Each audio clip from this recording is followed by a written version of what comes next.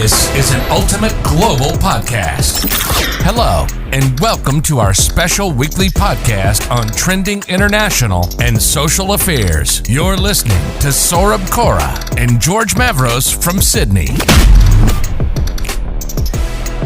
So, welcome again to another exciting series of episodes we are covering on personal growth and networking. A lot of you might have gone through this journey where you get into this habit of having alcohol of any sorts when you're young, when you're old, when you're in your middle age, and there can be different reasons for that. Maybe you just want to look cool. Maybe you want to be more social with your friends. You want to be more acceptable in the community, or you just want to show off for some reason, and you just become addicted to it after a certain time. And that's only not only with alcohol. I feel it's with a lot of other things like smoking or drugs or gambling. People just get into those things because of the peer pressure or a forced reason to look cool in front of others. And then it just gets hard for you to come out of it after some period of time before you start feeling it's actually hurting you more than it's benefiting you. So we've got Sarah today joining us. She's the gray area drinking coach, and she has had a tremendous journey of becoming alcohol free and then also empowering others. When I got connected to Sarah on LinkedIn, I found that it's a very interesting story that we can share on this podcast because not everyone, but a lot of people would be able to relate with the story that Sarah is going to share today. So maybe to start with, Sarah, do you want to have a quick intro about yourself for people who might not be knowing about you, and then we can just take more questions around that? Thank you. Yes, thanks so much for having me. So, I work as a grey area drinking coach, which basically means I work with people who are not in serious addiction, but people that are in what we call the grey area, which is people who are drinking more than they want to and are experiencing negative consequences. And they can usually stop for periods of time, but they tend to always go back to drinking. One might say that's probably a huge percentage of drinkers that are in that cycle. And so I coach groups all over the world, and lots of them are very high performing individuals who realize that alcohol really is the one thing that's getting in the way of them reaching their full potential. Yeah, so I think that's very interesting, Sarah. So this episode, a lot of other podcasts that we do, they go out on LinkedIn. And primarily we see that LinkedIn is a very mixed sort of audience where people are from different backgrounds, different ways of hanging around socially. What do you think are some of the common reasons why people, first of all, get into the addiction of alcohol? Is it because of the reason that I shared with you before, or have you also found or explored some other reasons while you are, with your own journey and while you're empowering others? Absolutely. So most people start through, as you mentioned, peer pressure. We live in a world where it's very normalized to start drinking, and sadly, for my generation, it was quite normal to drink at quite an early age, which means that if you start drinking before you're pretty much 21, it already starts to impact your brain, which means it's much harder to stop as you get older. So what tends to happen is it's all a bit of fun in your, in your 20s.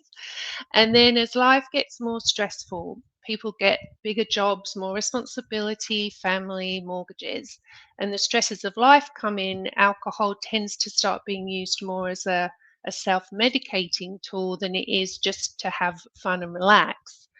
And so that starts to create the dependence. But the important thing to note with alcohol is it's a highly toxic addictive substance. So when people say, why do people get addicted? It's quite simple. It's an addictive substance. So it doesn't really matter, for some people, the addiction starts off psychologically, but ultimately it becomes a physical dependence where people feel very uncomfortable if they can't have their glass of wine at the end of the day.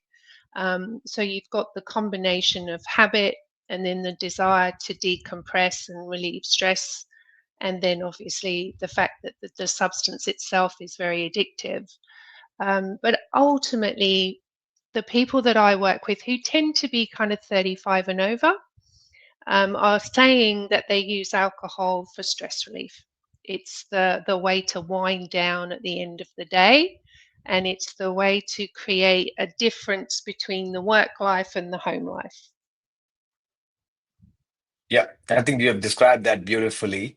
I might want to just take it one step further. So, what are some of the ways that you are guiding some of your clients or people in general about how they can come out of that addiction? So, you said peer pressure, you talked about relieving stress, which I hear quite often as well. So, are there any ways people can then look into some alternatives of how they can come out? Because any sort of addiction, we all know it's very hard to get out of it.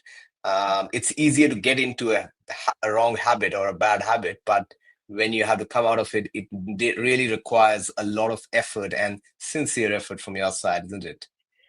100%. And you know, I would argue that maybe it's not easy to create a habit, even if it's an addictive habit, because to create a habit, we have to do the same thing many, many, many, many times, which we've done with alcohol, right? We've been drinking it for decades, potentially. So there's a lot of effort that gets put into creating an alcohol habit. There's a lot of negative consequences over the years. And so when you say, you know, we have to put in a lot of effort to change that habit, we absolutely do, because we put a lot of effort into creating it. So with my clients, I work across a whole range of things. We look at the psychology. I'm very passionate about the science and making people understand that if they are dependent on alcohol, it's not their fault. There are multiple factors that are in play, from genetic predisposition to environment to social pressure, and also in the world we live in, isolation and lack of connection with others. So there's all these factors that come into play, and nobody can really tell you at what point you're going to become addicted. So we work with science, we work with community, which is huge. Like getting all these people together that have the same challenges is really important, because they don't then feel like they're crazy or they're, you know, this lone person that has this terrible problem. And the other thing that I really focus on is what I call the joy of missing out, because the general consensus is if you don't drink, you're missing out. And I suggest that if you do drink, you're missing out. You're missing out on being present, on peace of mind, on clarity, on purpose, on all the positive things. And I love missing out on hangovers and regret and shame and disappointment. So I reframe it so that they're not looking at this shameful problem, but that it's an opportunity not just to remove an addictive substance, but to embark on an incredibly empowering personal growth journey. Because, as you say, it's not easy. And when we conquer hard things, we grow. And if we don't grow, we die. So it's very much not just about removing the alcohol, but about really figuring out what is it that you need in your life so that you're not stressed out all the time, or that you're, you know, you don't feel the need to grasp at something to regulate your nervous system. So there's practical tools. We work with the body, we work with the mind, and we work with the spirit. And I guess I was listening to one of this podcasts recently. I forgot the name of the podcaster, but he mentioned something really beautiful. And he said that every time you're saying yes to something, you're saying no to some other thing. Right. So maybe when you're saying yes to alcohol or going out and hanging out just for having a beer or wine, you're saying no to a run. You're maybe saying no to a fitness session for 1 hour. If you're saying yes to smoking with your friends who just want to smoke, maybe you're saying no to some other friends who don't want to smoke and just want to hang out for a picnic in the nature. So I feel that was really, really well put, because I felt like every time I was saying yes to certain things, I'm also saying a no to some other things at the same time. So Right. do you think it's also a game of priority setting, that you set your priorities right, and make sure that you're saying yes to the right things? Yeah, I really love that. And it really does come down to what do you really want out of life and why.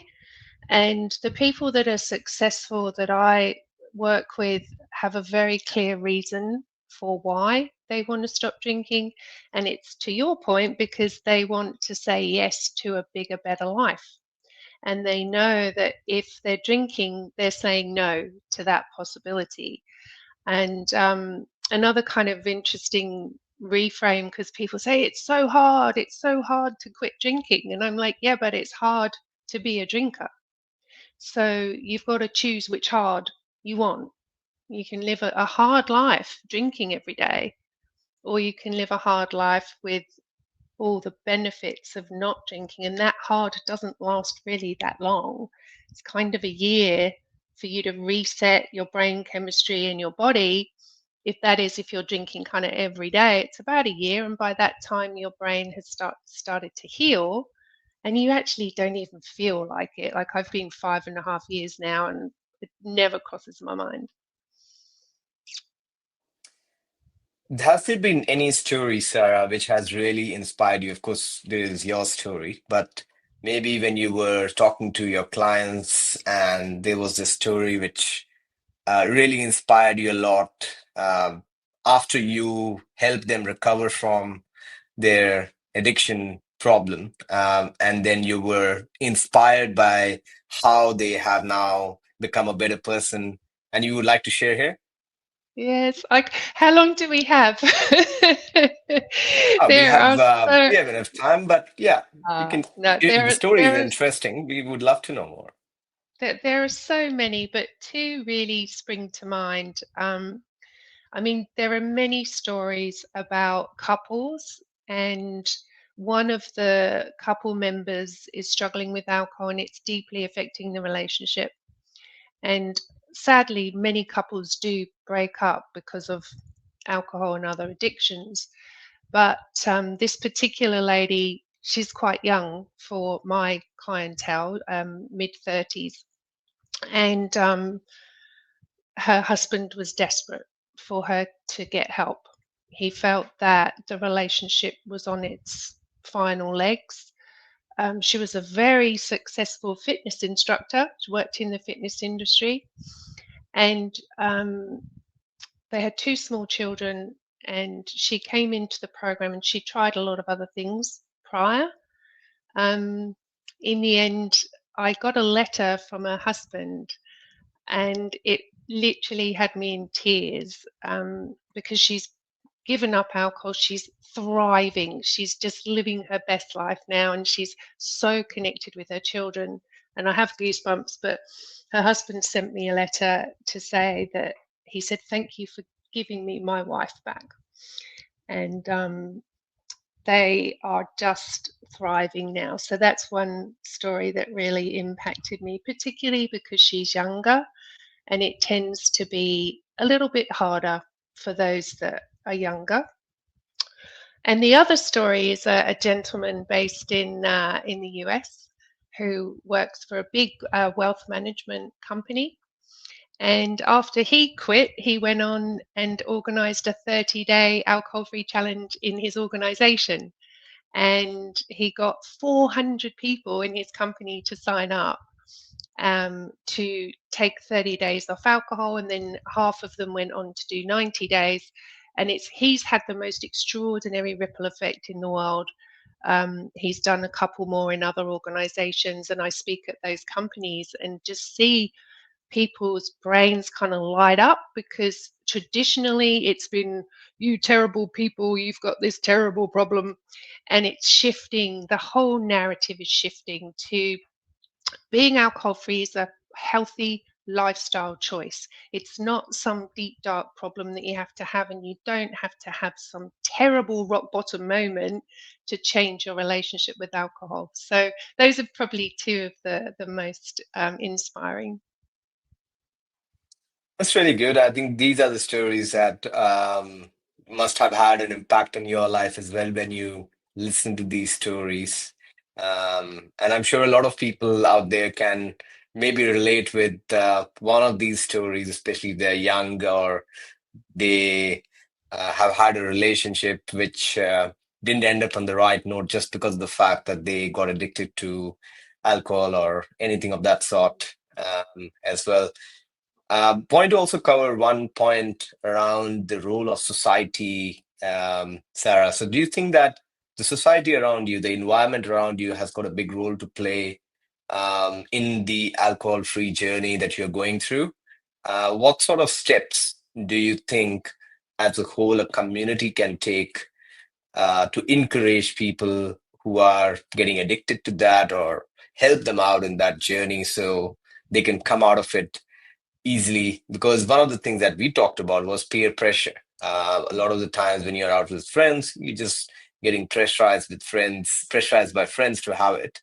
But the more you gain maturity and the more you get older, you realize that it's kind of a trap which you shouldn't be falling easily into. But a lot of the time, till the time you realize it, you're already addicted to it. So, do you think the community can do something? Well, I'd agree that the environment has a huge impact on not supporting people that don't drink at the moment. Um, and so, and it's a big challenge for people because they're still afraid of being excluded, being judged. And if they don't drink, socializing can be quite challenging, especially if everybody else around you is drinking, but even more so if people are saying, "Come on, just have one. What's wrong with you? Have a drink." So, my tip in terms of supporting people that don't drink is firstly, never encourage someone to drink. If they say no, just leave them alone because they themselves are already feeling vulnerable. um, if there's any people that own bars or cafes that listen to your podcast, have alcohol free alternatives. We don't just want soda water and Diet Coke. We want to have options. And there are so many out there now that cater to people that don't drink, zero alcohol beers, as an example. And, it's very difficult to know who's struggling even within close friends, right? People don't want to share this information. So if you do observe somebody in your network that is struggling or is maybe not wanting to drink, then either ask them kindly or don't ask at all, because it is very personal and people feel very protective of that. um, as a society, there's so many things I think we're doing badly, but there is slow change happening. Um, but one of the things that I say to my clients who want to stop is that they have to remain consciously aware at all times, because alcohol is everywhere. And if they don't stay awake, they'll get lured back in by society and by societal pressures. So, in that regard, it requires us to develop an incredibly strong sense of self and determination, and the willingness to go against the grain. A lot of the time, so that's about the society. The final thing that I want to cover in this podcast is also to do with your own self reflection and maybe exercises that you can do by yourself on a weekly basis, such as practicing mindfulness, gratitude, thinking about all the great things that you have in life rather than just thinking about alcohol, so that you can start diverting your mind towards the things that you're grateful for. So, for example, when I start every week, it's always starts off with the gratitude exercise. So, maybe 10 things I'm really grateful for in my life in this week, and then maybe 10 things I'm not so grateful for in my life. So you can balance it out and see that, it's not only the things that you're not grateful for, but there are also heaps of things that you should feel happy about. Do you think such Yeah. sort of exercises can also help you if you're just doing it as a self-reflection exercise to get rid of it? 100%, 100%. Gratitude is so powerful. So I love your suggestion. I suggest the similar things to my clients, just taking the time each day to do 10 if you can, 3, even 1 is better than none. Things that we're grateful for. I also recommend savoring, which is something that we don't do, which is when something good does happen, taking the time to be present to it and really soaking in the moment. It's something I practice every morning, savoring my clear head, the fact that I'm alcohol free. I still do it now because it just reinforces to me that I'm on the right path. Um, Grounding exercises, being present is the most important thing because when we're craving, we're either in the past or the future. So, practices that increase our present moment awareness, like mindfulness, meditation. I hesitate to talk about meditation because people have very confused ideas about it, but you don't have to sit for 20 minutes or an hour. You can meditate literally walking out in nature and looking at the trees. That to me is a way of maintaining present moment awareness. Deep breathing, breath exercises. If you're into it, ice baths. I love an ice bath. um, and even cold showers, anything that keeps you alive, feeling alive and awake and aware in the present moment is really helpful. Absolutely. I agree on that. And those are the kind of things that I'm sure a lot of people are already doing. They Mm, already know about it.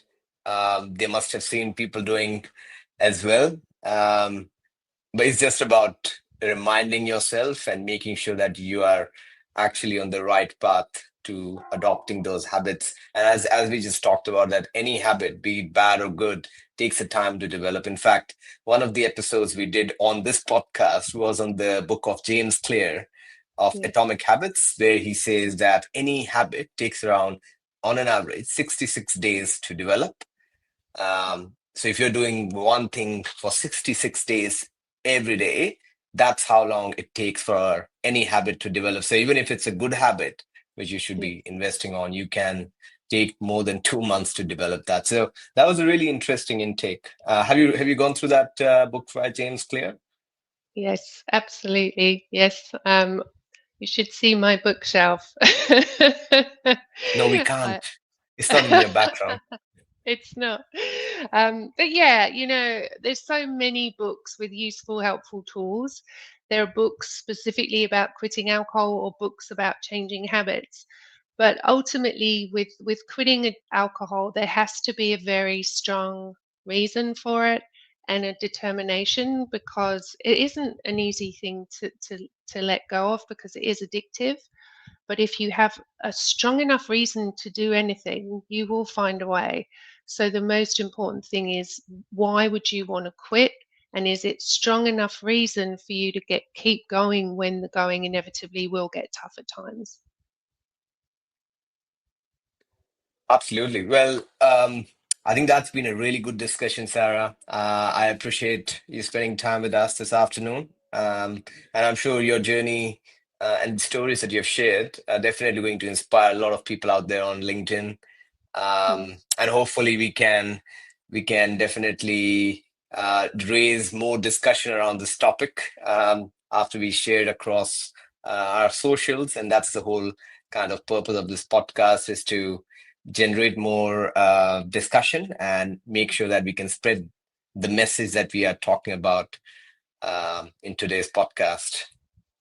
Well, thank you so much for having me. I've really enjoyed it. This is an ultimate global podcast. Hello, and welcome to our special weekly podcast on trending international and social affairs. You're listening to Saurabh Kora and George Mavros from Sydney.